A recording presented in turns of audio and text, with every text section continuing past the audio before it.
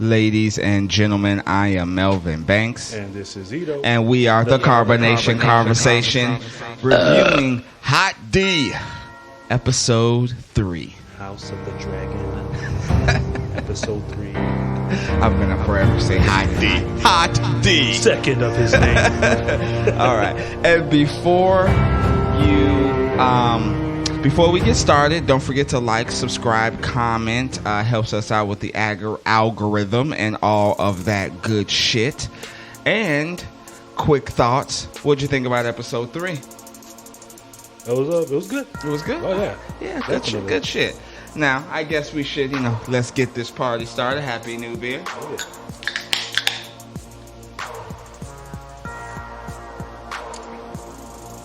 Oh, yeah. And I'm just going to pick up how we were talking about it yesterday. Obviously, if we missed something, we're just going to go back. If not, it is what it is. I feel like this story had to do with, I guess, 3 things. We can say Rhaenyra, Daemon, and the king. Kind of summing it up. Obviously, it was extra people here and there. But first off, it takes place 3 years later. Yes, which I thought last episode I was like, oh, it's a year later. No, 3 years later. How you feeling about these time jumps that significant? I mean, that was the biggest one so far. Yeah. I remember you told me they were going to be doing that. So I'm not surprised now. But let's see. You know what I mean? So far, 3 years has been the biggest one. I've been tripping. They're like 10 years. I'm like, Jesus. Yeah, I know, right? And they had to get different actors. It was specifically, I think, actresses for Rhaenyra. I think that's for Rhaenyra. Starting which episode? I think I don't know if it's 3 or 4, but I know they look just alike. I mean, you can barely honestly tell. I think it's the same girl right now. You think it's the same girl right now? Yes. I thought it was. I think they said that she's like in 5 episodes. Oh, she's in 5. Okay, so we have not seen. Girl, we haven't seen her yet. Okay, cool. All right, good shit. But yeah, so we started off with at least I guess we should save Damon's part for, I guess, last because he was kind of minimal. But I just want to say, like, the opening scene was kind of hilarious with the guy getting he's like, "Go fuck your mother, you no, the nail! Oh my god! Oh, you cunt, you bitch!" And he's like, "Don't do it! Oh my god, the crabs!" That was just hilarious to me. I'm like, you're begging for mercy, but cursing them out and then begging for mercy again. But we'll get back to that scene later. I just wanted to mention that because that shit was fucking hilarious. I was just like, what the fuck is he doing? But anyways, this seems like I think we could finish that. Oh, you want to finish that part? Okay. It's gonna have to do with the king's part anyway. Yeah. So we have Daemon going down with Caraxes, and the guy is like, "Oh my god, my prince! Yeah, save me! I'm right here! Stop!" First he goes through burning motherfuckers, the crab eaters or whatever, and he looked like he's there to help. The dragon's there to help. He's like, "Yeah, save me!"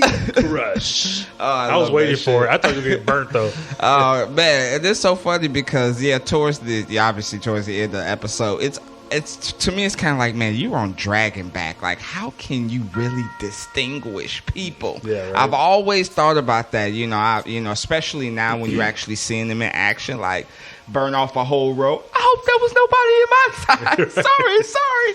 But anyways, you see, what's his name?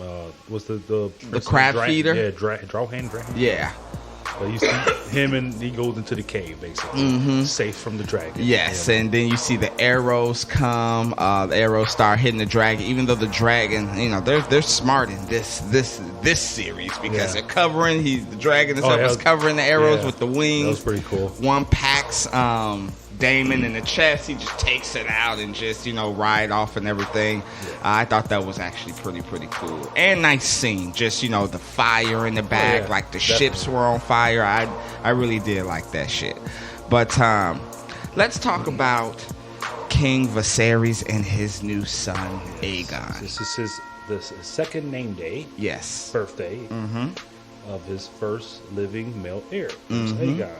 And I guess what it seems like is since, there's a boy finally born, everybody's like, hey, you got a boy? You got a boy. Right. Nudge, nudge. So we know what that means.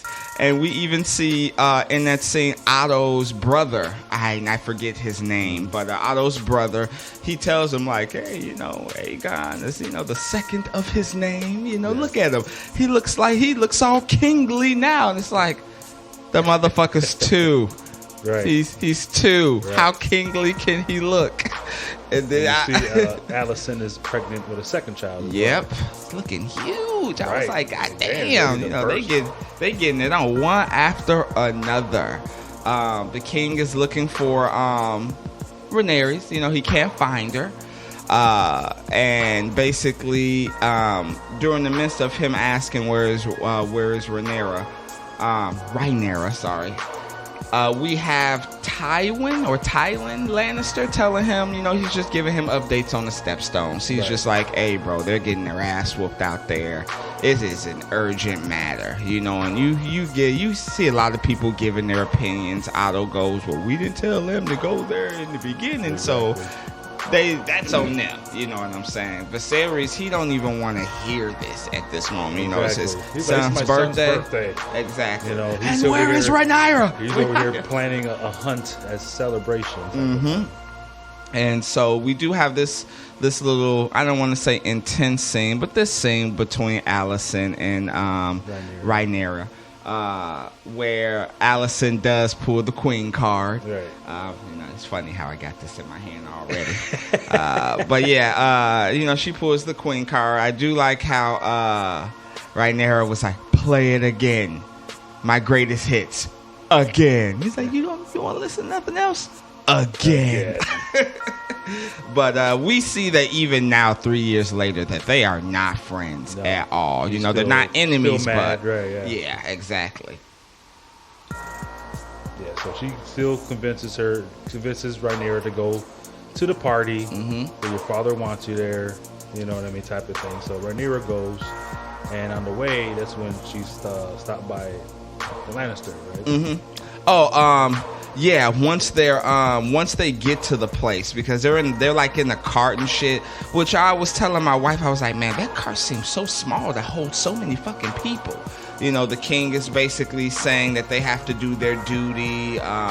He really wants her to have a family. And he later explains that a little bit later with her. But Rhaenyra, she don't want to do shit. She's like a pissed off teenager at this point for fucking years. People talking about how the king is ignoring the fact that the crown's already at war. Yeah. And that he hasn't officially named Aegon heir and stuff like that yet. I do like how she do treat one of them. I forget. I think it was Lady Redwine when she was just like, oh, and what have you been doing? Just sitting here eating cakes? And a little dog finishes it and shit. But yeah, it's true. Everybody got an opinion about what the king should do on the sea steps. And at this point, like you said, after that, she's already kind of upset, and then runs into Jason Lannister. Yes, who basically he's tried so hard to sweet talk her, and he fails miserably. He's like, because one of the Lannisters are full of themselves. I know. And he goes, yeah, we don't have a dragon pit, but we could build one. Like, why would you build one? And then, I know. Do you have dragons in Lannisport? And then Rhaenyra asked, she just basically got it at the end and shit. I'm just like, come on, girl, you didn't know what he was trying to do. You didn't know. And yeah, she comes back to the party mad as hell, and she kind of snaps on her dad, and she's just like, hey, bro, did you really just come? Did you make me come here to basically be pawned off or sold for, whether it was political game? And he's just like, sorry. And, at the same time, he's just like, hey, I'm the king, and I'm not even above duty. Exactly. Right. Since you have become of age, 17 years old, to my knowledge, I think she is. I've been flooded with letters of people from across the world who wants to marry you, proposals and arrangements and agreements. But, you are so fucking stubborn that every time I try to talk to you about this, it never goes well. So, she kind of storms off and gets on a horse and just kind of, runs off like a teenager at a party. And Sir Kristen Cole goes after her. Meanwhile, while the king, because Sir Otto did have to stop this argument between them because they're making a scene in front of everybody. They're making a scene in front of the guests. And Otto ass, bro, gives him a proposal that I almost laughed as hard as Viserys did when he told her. He was like, well, there may be something that you can do. What is that? Marry Rhaenyra to Aegon. Yes. He's 2. What? I was like, what? That Aegon? I was like, what? What? Oh my god! And even Viserys just starts laughing. He could not stop laughing. He's like, no, I want my daughter to be happy. Obviously, it's easy for me to give her a command, but at the end of the day, I want her to be happy. And it does seem like they try to go hunt and look for boars, but they can't find one. What they tell them is that they found a white hart. Yes. Deer. Yes. Big ass. Yeah. Big ass like stag. Yeah. Basically, they were the kings of the forest before the dragons. Mm-hmm. And since it's on Aegon's name day, it's like a sign for royalty and all of that stuff. And when they first go, they can't find it, so they go back, and that's when I forget the order. Was it Jason and then old boy that I can't remember the name to? Even the last time I spoke about him, but he was the guy who gave the king some really solid advice, who never seemed like he had an agenda. I know I wrote it down somewhere. But I guess let's talk about Jason coming to him first. He gives him the gift of, like the big ass spear or whatever. Yeah, it's like a nice ass royal spear. You could use this for your kill. Mm-hmm. And basically, what the fuck is that guy's name? I really, really want to remember his name because he's such a good character. I feel really bad. And I know I wrote it down somewhere. I just can't find it. Anyways, but he's talking to the king, Jason is, and he's just like, hey, I need your permission to marry your daughter. Basically like, can you give her the order? And he does mention something like, well, everybody assumed since you have a son, her status would drop. And that is when the king kind of goes off on Jason. He's just like, who thinks this, basically, and shit. And he's just like, you need to report treason, right? Do you think, you know what I'm saying? Is there any lords doing this, or any lords, any lords talking about this? I did not pick Rhaenyra on a whim. That is not what I did. And he just basically says to him that, thank you for the gift, but she's still going to be queen. She's still going to be my heir. Right. I can't remember the guy's name, but he was the next one. And he basically, he was like, do you want... Lionel, that's his name. Lionel Strong is his name. And he is just like, do you want my advice, sir? And the king is like, let me guess. He's had a couple of drinks of wine right now. I would love to taste that strong-ass wine back in the day. And he's just like, let me guess. You think your son, the best knight in the 7 kingdoms, I don't even know if it's 7 kingdoms at this point, in the realm, would be a great prize, a match for my daughter. And actually, he says no. I still think the perfect match, as I told you, 4 years ago before you married Alicent, that Laenor, I think you should, have her marry Laenor to unite the houses, make it strong. Yeah. So I do like Lionel Strong. He does seem selfless. Yeah. He doesn't seem like he has an agenda up until this point. Yeah. And, I really like that he gave the king that advice. But also, the king seems a bit fucking lonely. You know, obviously he's drinking by himself. Everybody's having a good time. And he just seems like obviously every king's going to carry a lot of burden. And he even talks about this with Allison when, you know, they're watching like that big ass pyre. But he just seems just so sad. Yeah. And it's for Rhaenyra, because I mean that's his only family at the moment. Yeah, really that can feel. Like, you know what I mean? Besides the babies, but they babies. You know, you don't got his brother there. Yeah, all that shit. So yeah, he probably is the only, especially because Rhaenyra's ignoring him and all that, doing her own thing. Yeah, and I guess. You know, I can only think of 2 more scenes with the king. Obviously, the last scene was when he killed the stag.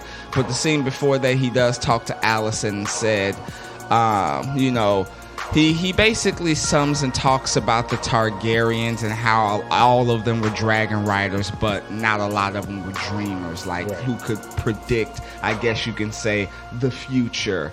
And he had this one dream about his son wearing the Conqueror's crown, and he wanted it to believe it so much that he basically kind of forced Emma to have that, you know, that horrible ass C-section, I guess, if you can even call it that. And he never thought he would get another son. He's just wondering, and he's contemplating if he made the right choice. Man, I really do need to know this actor's name who was playing Viserys, because he is fucking killing it to me. We said his name in the first episode. Yeah, I'm pretty sure. I don't fucking remember. But yeah, man, he is just killing it as this king. Like, I did kind of shit on him last episode because I'm like, man, you making some dumbass decisions. Paddy Considine. All right, you are killing it, sir. You are killing it. But I did kind of poo-poo on him episode 2. Like, what the fuck are you doing? He's doing a great job. Yeah. But episode 3, I was just like, okay, you know, as the king, I do understand where you're coming from. You are conflicted a lot. Where do you want to go from here? Well, we'll still continue with that he makes the kill. That they don't bring the whites. Yeah, they can't find the White Heart, but they find a big ass still stag. Big as hell. Yeah, you know, and they holding it for him to make the kill, of course, which I just thought was like, really? Yeah, he's not hunting. He's just going out there for the kill, but then he goes out there basically seemingly unmotivated. Like, he just you know, then he does the first stab, which wasn't good enough, and has to do it again, and the guy's right here. Do it right here. A little bit of inches to the left, sir. And my wife was like, maybe he's just hungover. He had a lot to drink. And I was just like, nah, I mean, I do. He's having a hard time, you know, just with everything. And I think that really symbolized it well. Then I liked how the stag went down, and he was just like, and he took it out and shit.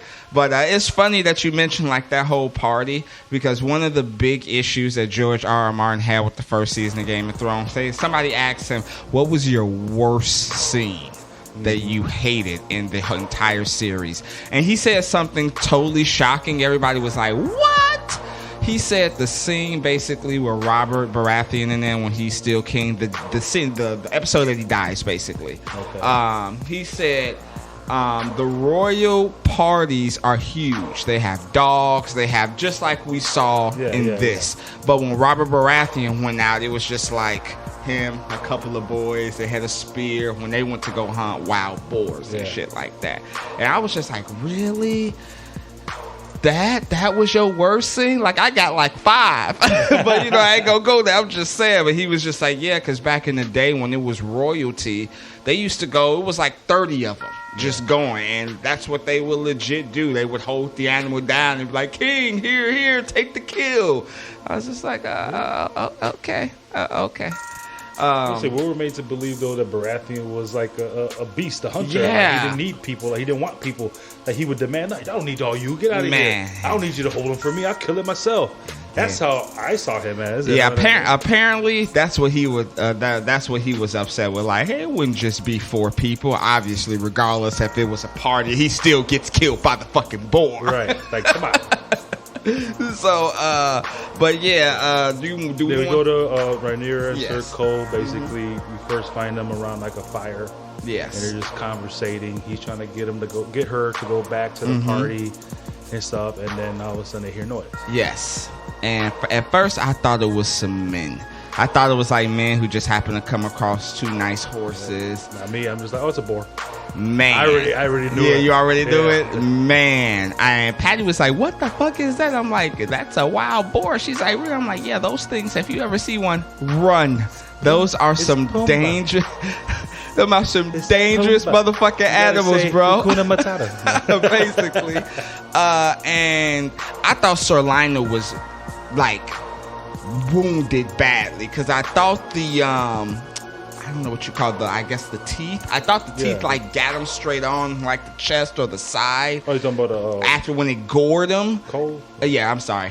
Cole, when it gored him, I thought he was done. Like he was gravely injured. I'm like, oh my God, you killed Christian Cole off like this? Damn. I mean, I'm not saying that boars can't kill you because they can, but I was just like, damn. Because that boar knocked him back like 4 feet. And then you see his sword go through, and then the thing's still alive, and then you see Rhaenyra finishes off. Yeah. Like just covered in blood and shit. I also do like some of the conversations that they were having. You know, she kind of asked him, do you think the lords will listen to me? And he's like, shit. I'm not gonna have a fucking choice. What choice do they have? If your father dies and you're made queen, it's not like they gonna what they gonna do. Right. She does things like she does feel like she is toothless and hopeless because of Aegon being born, and he does mention something very sweet. He's like, hey, you know, back in the day, like you were the one who picked me for the Kingsguard, and basically this was the highest honor that my family ever gotten. You're not powerless. And one other thing that she said when he was like, oh, people would love to be in your position, like people would trade their life, everybody would trade their lives to be in your position, and she goes, that's because they've never held my position. I was like, wow, that's a good ass fucking line. I really, really like that line. But yeah, so wake up the next day. Of course, some big ass symbolism as they're looking over like I guess I want to say mountain or hill, and she sees the white stag. Beautiful looking stag. I'm just like, man, if you were to kill that, how much? Like, you could probably feed your family for a year, like for real, at least 6 months. And you know, Cole ass, he already killed the boy. He ready. She's like, no. And I really wonder. I was like, could you really have killed that thing? Like, you were kind of far. Wouldn't it have just ran or maybe tried to even, you know, gore you maybe? But anyways, I like how she comes back all fucking gangster. You know, it's almost kind of like, yeah, y'all went looking for a boar, and then y'all was talking about a white hart, and then you couldn't find the white hart, and I saw the white hart, and I'm bringing you back a boar. I was like, damn, that was pretty fucking badass. I do want to ask you a question, because I know me and you watched episode 3 and episode 4, so I'm not trying to mix them. Do they have a conversation once they go back about her confronting him about trying to replace her? Or is that episode 4? Well, next, that's what I had at the Red Keep. Yes, okay. The king and the princess talk about her duty to marry.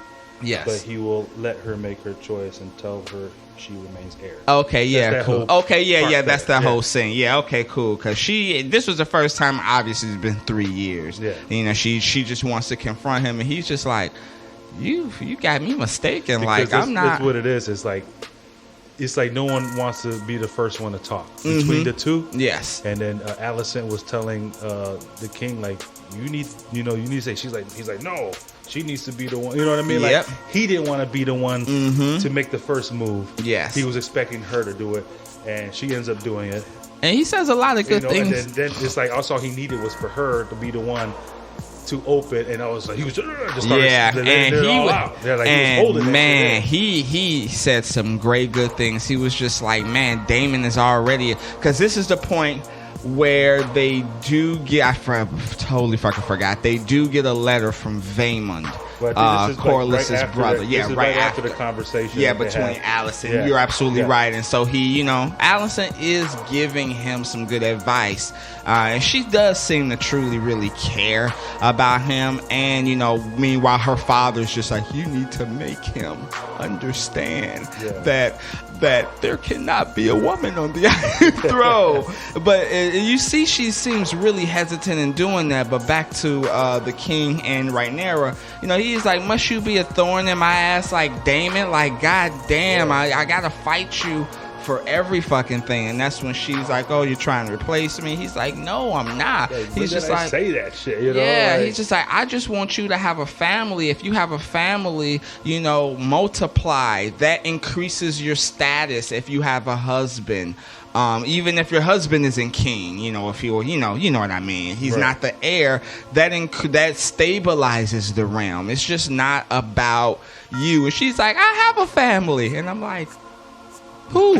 I'm like, your brother's in a war. He's been gone for 3 years. You ain't been talking to you. Like, who? Like, he does have to remind her, like, I missed your mom. Like, I loved your mom. And she does kind of snap back, like, well, if you wanted to do the right thing, you would have married Lane, this 12-year-old. Or 9. I think he does talk about how, like, me and your mother actually did love each other. Yeah. And stuff. I had love for her. Like, that way, at the end of the conversation, he basically, I'm going to let you make your choice. Like, I was able to make my choice. Mm-hmm. And he does say, like, I made my choice. He's like, the first time I made my choice, I did my duty. The second time, I wanted somebody, that I liked. Yeah.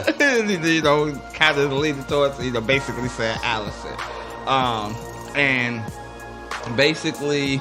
that is when he gives. I mean, that's not when he gives the letter, but he does give the letter. Now, I think his brother Vaemond, right? Yes.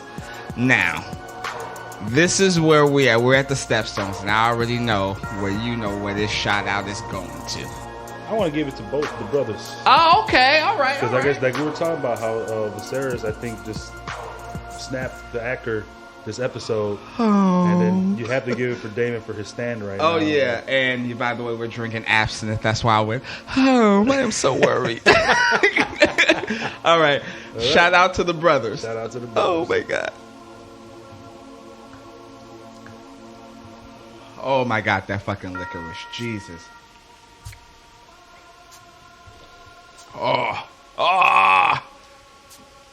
But how badass is Daemon / Michael Smith? That's his name, right? Michael Smith, the actor, I believe. How badass is he? The dude didn't say one word this entire episode and snapped. Matt Smith.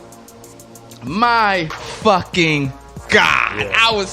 I saw memes like, man, his back must hurt because he's carrying the whole show on his back. I was just like, he fucking went so hard. But because the brothers Corlys and Vaemond, they are kind of going back and forth. Mm-hmm. He's saying someone needs to go out there and sacrifice themselves, basically, kind of be bait, right? Mm-hmm. And basically, this is when you see Daemon come in and fly in after burning some people. Yeah, fly in on the dragon and come off. And as he walks up, a messenger comes from the king, saying that he's sending help. He almost kills the messenger. Almost, I think he was dead. Fucks his ass up. Almost kills him. My God, it was like Sparta. Like he said, doesn't say shit or nothing, and then just runs out there to be the bait. Yes, and just rolls, and then that's where you hear like Viserys' letter, and Viserys is just saying, although me and you have been separated for 3 years, my intention is to not see you fail. I am going to send like 3 ships along with like 2,000 men to your aid. They are on their way right there. It's like, I love you, brother. Basically, and how in this next episode of How Petty Are We? Yes, exactly. Fucking David ass is just like, fuck that. You. Oh my God. He instantly runs out. I'm not waiting for your fucking man. help. Yeah, it's like, who? What? And he just sails over there. I will mention the fight scene. Not the fight scene, but the arguments before David got there. Lenore, he was giving Vayman some go. He's like, well, technically, Damon has been the only one fighting. What have you been doing? Master of complaints. It's like, yeah, I forgot about that. And then even Cordless goes there. He's like, blood or no blood, I will not let you make a mutiny out of these people. So I liked how they both kind of treated Vayman a little bit. Damon's back. Yeah, had Damon's back. I really, really do like that. But yeah, Damon is basically going over there being bait. I guess he does agree with them. Waving the right flag. I don't even think he just fucking does it.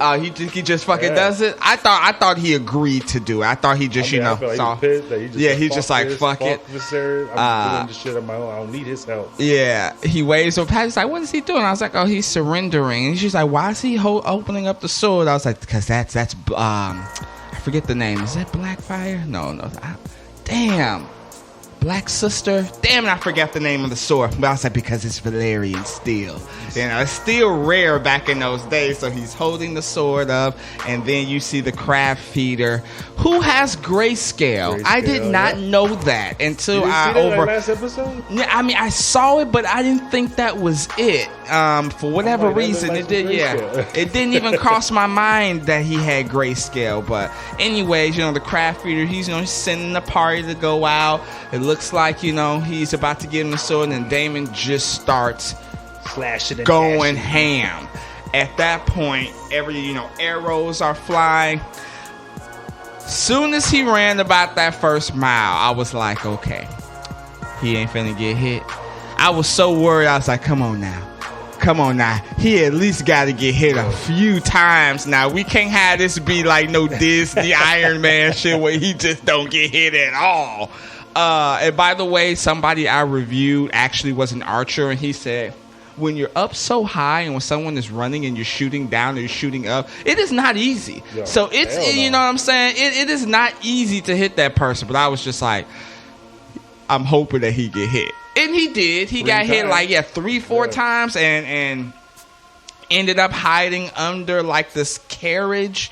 And then next thing you know, you see the Valerians and his men as well, and the battle is on. Yeah, first he starts getting surrounded. Oh yeah, surrounded. Yeah, they all like coming from him. I'm like, come on, I didn't like that part a little bit because it took too long. Too long. I thought it was just like, all right, come on, a dragon or something. Just let's go. I know somebody's coming behind the smoke, and I'm like, aren't you guys supposed to be running? And then next thing you know, the dragon fire just burns the circle. Now who's that? And that is Lenore. Okay. That is Sea Smoke that he is riding.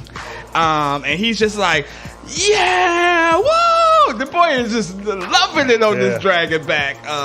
And one of my favorite scenes out of that whole battle is when you see the crab feeder retreating and Damon looks at him. He kind of flips the sword up, like twisted, and catches it like, oh, I got you now, motherfucker. I didn't like that they didn't show it.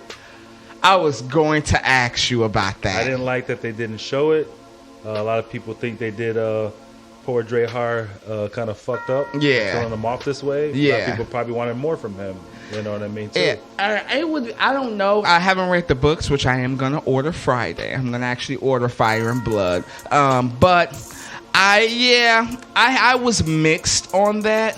My only thing was, I don't think he was a fighter, and he's suffering from grayscale. Yeah.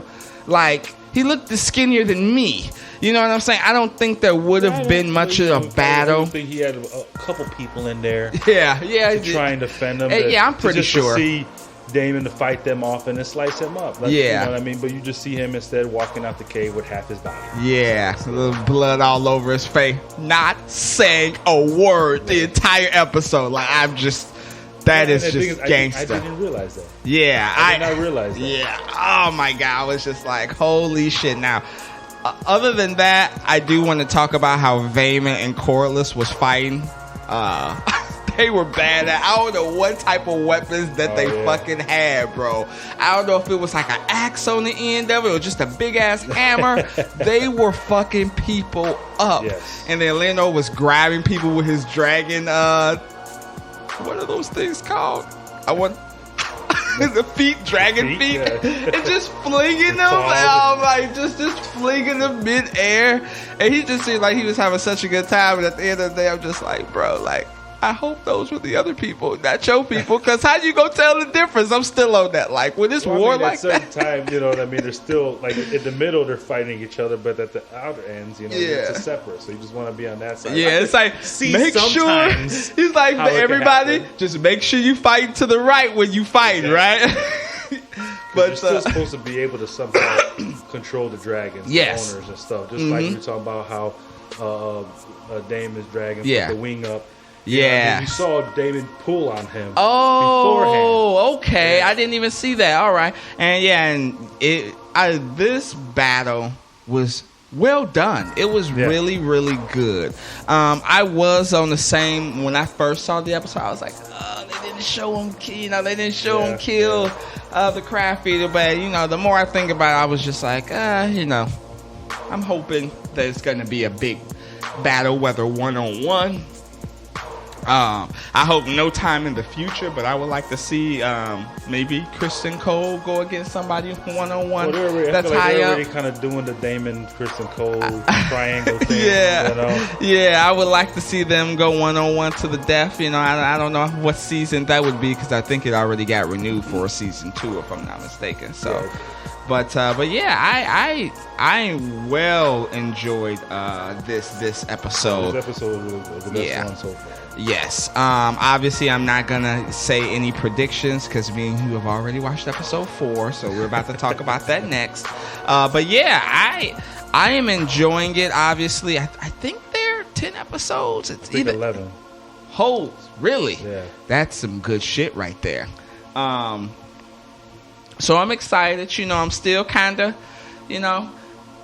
treading the waters. Still PTSD, but so far so good. I'm enjoying it. Anything else you wanted to put to that? No, that's it. All right, cool. Ladies and gentlemen, I am Melvin Banks. And this is Ito. And we are the Carbonation Conversation. If you like what you hear in the background, you like the audio editing, which you will never hear unless we just do like a blooper reel, like 3 minutes or less, like Carbonation blooper reel. Don't ever forget to hesitate. Don't ever forget. Wow. Don't ever forget to hesitate. Wow. It's the abstinent. Blooper. Don't ever hesitate to hit up MoBeats89 directly to see his work. And if you want to hit him up for anything you would like to pay him for, add an @Gmail at the end of that motherfucker. We've been drinking. As always. And as always, I will say, do not drink and drive. Drink and vibe. Peace.